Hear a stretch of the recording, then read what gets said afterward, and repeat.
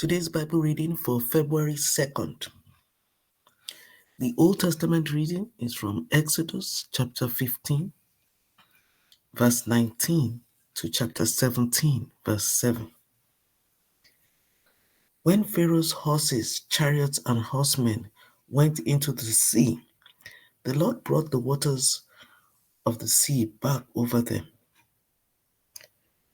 But the Israelites walked through the sea on dry ground. Then Miriam, the prophet, Aaron's sister, took a timbrel in her hand, and all the women followed her with timbrels and dancing. Miriam sang to them, "Sing to the Lord, for he is highly exalted. Both horse and driver he has hauled into the sea." Then Moses led Israel from the Red Sea, and they went into the desert of Shur. For 3 days they traveled in the desert without finding water. When they came to Marah, they could not drink its water because it was bitter. That is why the place is called Marah. So the people grumbled against Moses, saying, "What are we to drink?" Then Moses cried out to the Lord, and the Lord showed him a piece of wood. He threw it into the water, and the water became fit to drink. There the Lord issued a ruling and instruction for them and put them to test. He said, "If you listen carefully to the Lord your God and do what is right in his eyes, if you pay attention to his commands and keep all his decrees, I will not bring on you any of the diseases I brought on the Egyptians, for I am the Lord who heals you."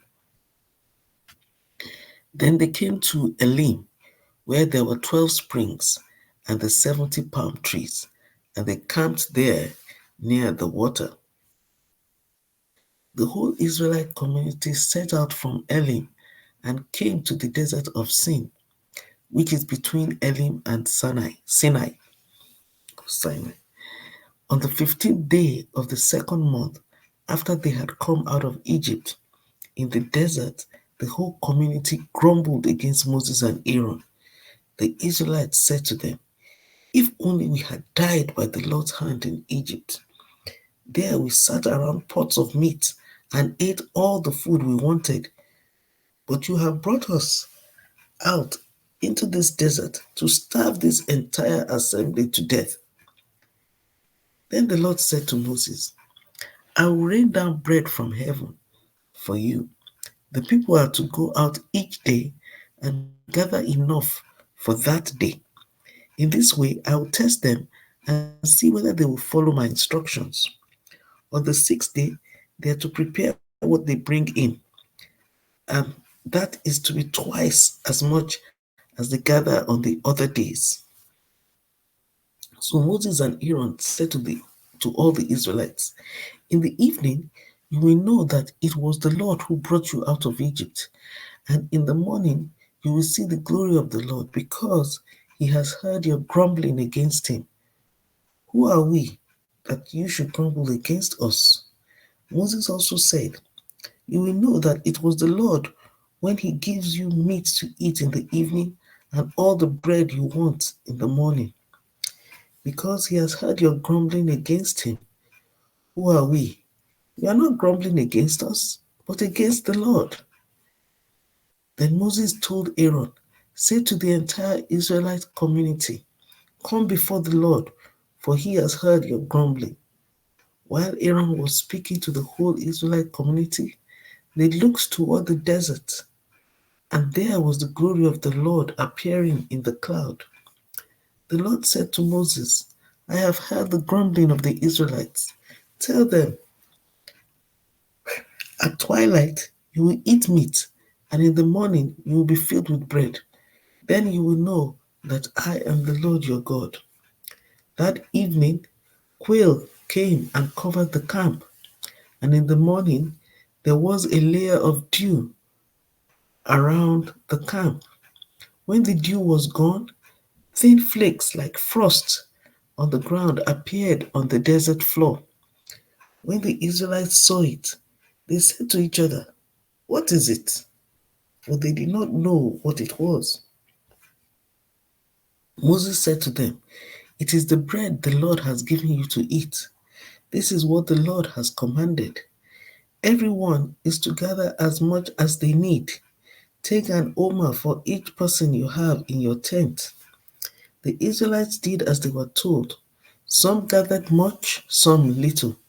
And when they measured it by the homer, the one who gathered much did not have too much, and the one who gathered little did not have too little. Everyone had gathered just as much as they needed. Then Moses said to them, "No one is to keep any of it until morning." However, some of them paid no attention to Moses. They kept part of it until morning, but it was full of maggots and began to smell. So Moses was angry with them. Each morning, everyone gathered as much as they needed, and when the sun grew hot, it melted away. On the sixth day, they gathered twice as much, 2 omers for each person. And the leaders of the community came and reported this to Moses. He said to them, "This is what the Lord commanded. Tomorrow is to be a day of Sabbath rest, a holy Sabbath to the Lord. So bake what you want to bake and boil what you want to boil. Save whatever is left and keep it until morning." So they saved it until morning, as Moses commanded, and it did not stink or get maggots in it. "Eat it today," Moses said, "because today is a Sabbath to the Lord. You will not find any of it on the ground today.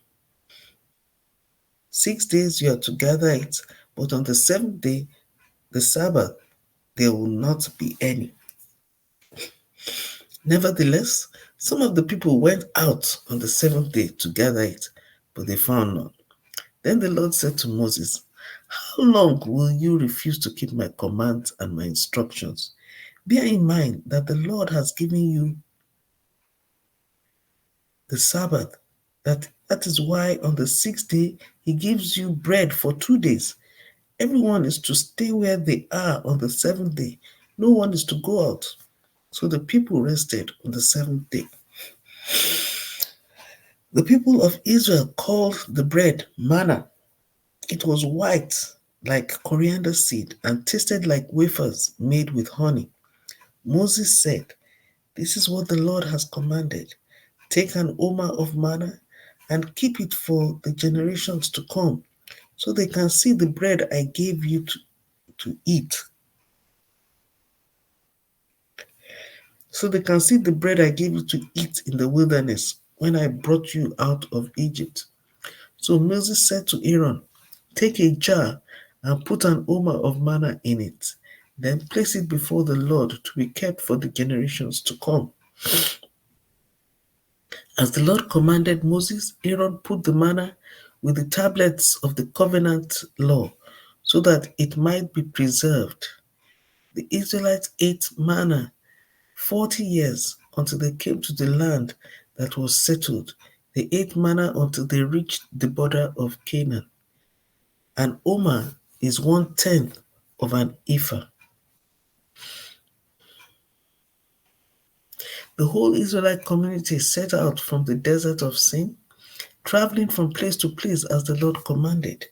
They camped at Rephidim, but there was no water for the people to drink. So they quarreled with Moses and said, "Give us water to drink." Moses replied, "Why do you quarrel with me? Why do you put the Lord to the test?" But the people were thirsty for water there, and they grumbled against Moses. They said, "Why did you bring us up out of Egypt to make us and our children and livestock die of thirst?" Then Moses cried out to the Lord, "What am I to do with these people? They are almost ready to stone me." The Lord answered Moses, "Go out in front of the people, take with you some of the elders of Israel, and take in your hand the staff with which you struck the Nile, and go.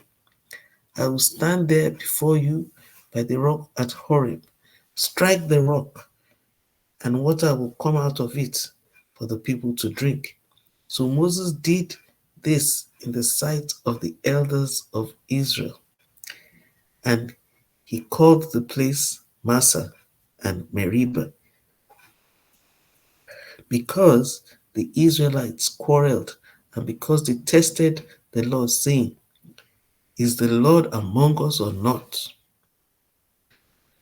So that's the reading of the Old Testament. The reading of the New Testament. Matthew chapter 22, verse 1 to 33. Jesus spoke to them again in parables, saying, "The kingdom of heaven is like a king who prepared a wedding banquet for his son. He sent his servants to those who had been invited to the banquet to tell them to come, but they refused to come. Then he sent some more servants and said, 'Tell those who have been invited that I have prepared my dinner. My oxen and fattened cattle have been butchered, and everything is ready. Come to the wedding banquet.' But they paid no attention and went off, one to his field, another to his business. The rest seized his servants, mistreated them, and killed them. The king was enraged. He sent his army and destroyed those murderers and burned their city. Then he said to his servants, 'The wedding banquet is ready, but those I invited did not deserve to come. So go to the street corners and invite to the banquet anyone you find.' So the servants went out into the streets and gathered all the people they could find, the bad as well as the good. And the wedding hall was filled with guests.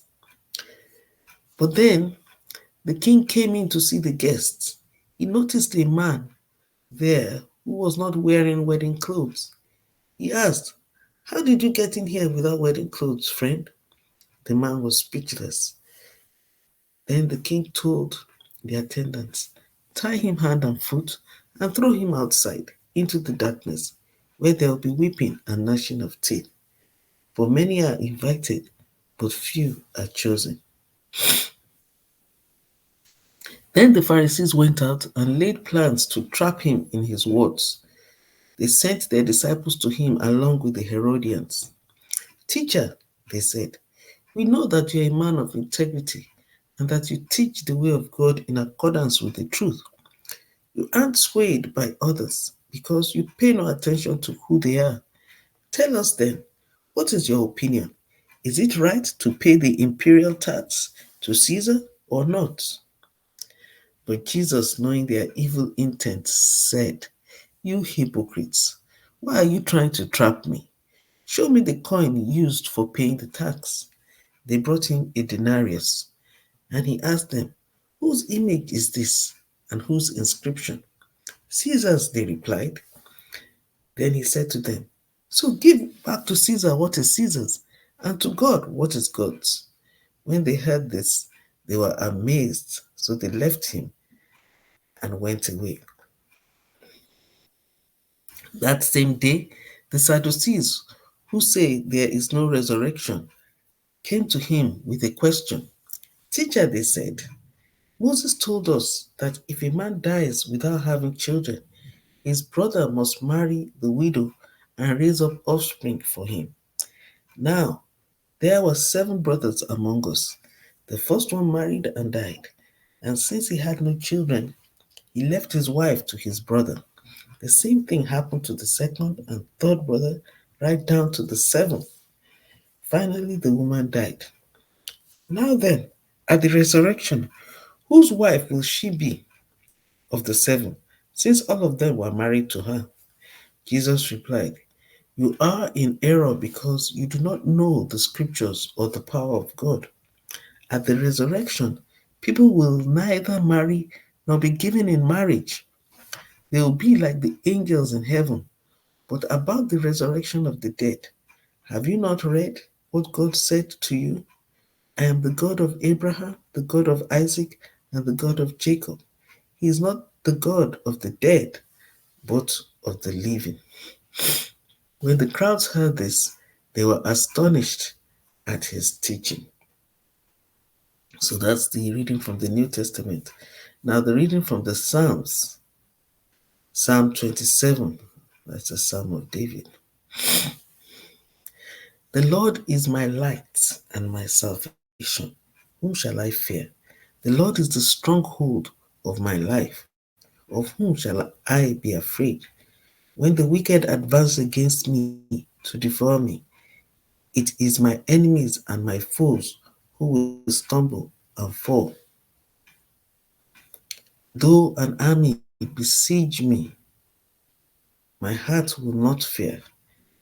Though war break out against me, even then I will be confident. One thing I ask from the Lord, this only do I seek, that I may dwell in the house of the Lord all the days of my life, to gaze on the beauty of the Lord and to seek him in his temple. For in the day of trouble, he will keep me safe in his dwelling.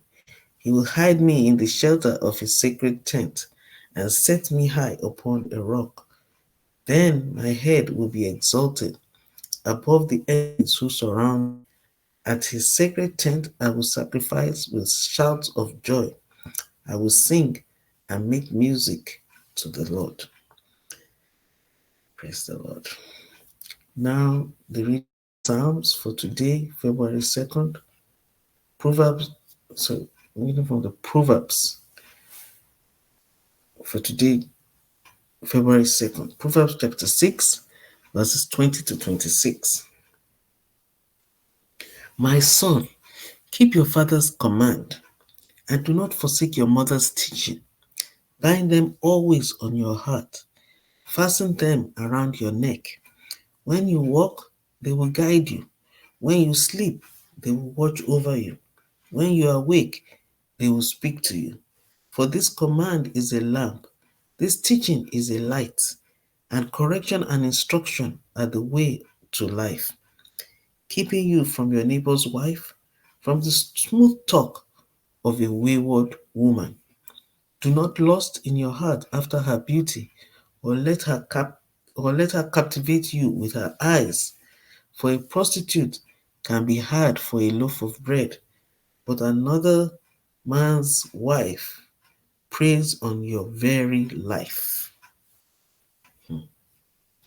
So that ends the reading for today, February 2nd.